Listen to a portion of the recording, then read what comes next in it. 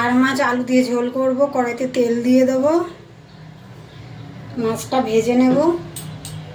গরম হয়ে গেছে, মাছ ভেজে নেব।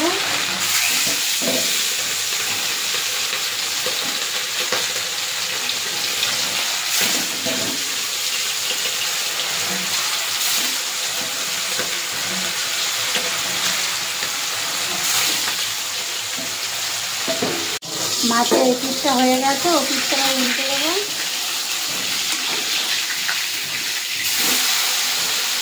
মাছ যখন রেখেছিলাম একটু সরষের তেল দিয়ে রেখেছি। মাছ ভাজা হয়ে গেছে, তুলে নেবো।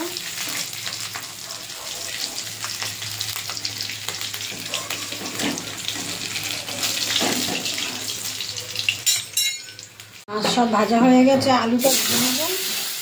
আর মাছের আমি রসা করবো একটু আলু দিয়ে।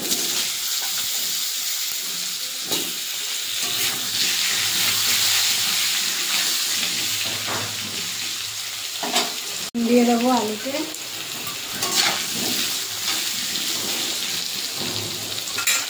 মাছের আলুটা ভাজা হয়ে গেছে, তুলে নেবো।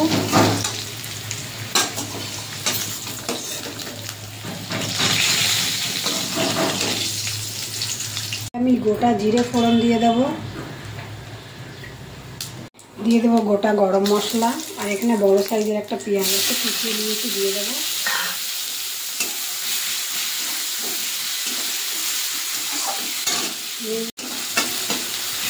পেঁয়াজটা ভাজা হয়ে গেছে। মিক্সিতে আমি এখানে 2 কোয়া রসুন, আদা আর লঙ্কা বেটে নিয়েছি।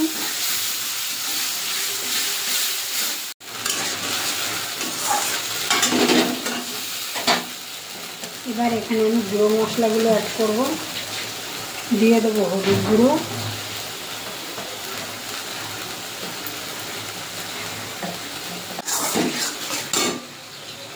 ছোটো সাইজের একটা টমেটো আমি গ্রেট করে নিয়েছি, ওটাও দিয়ে দেবো। ভালো করে মশলাটা কষিয়ে নেব।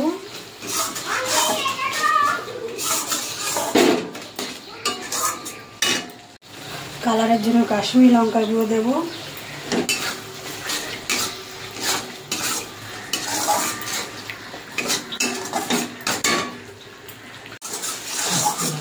ভেজে রাখা আলুটা এবার দিয়ে দেবো। তখন আমি কম দিয়েছি, আর একটু মশলা দিয়ে আমার কষানো হয়ে গেছে, জল দিয়ে দেবো।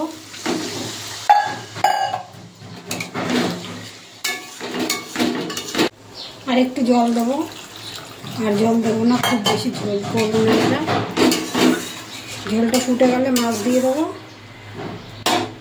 ঝোল ফুটে গেছে, ভেজে রাখা মাছগুলো দিয়ে দেবো।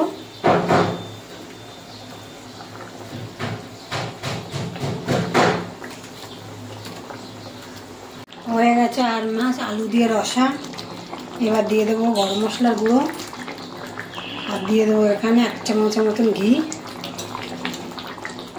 হয়ে গেছে এই যে আলু দিয়ে আর মাছের রসা।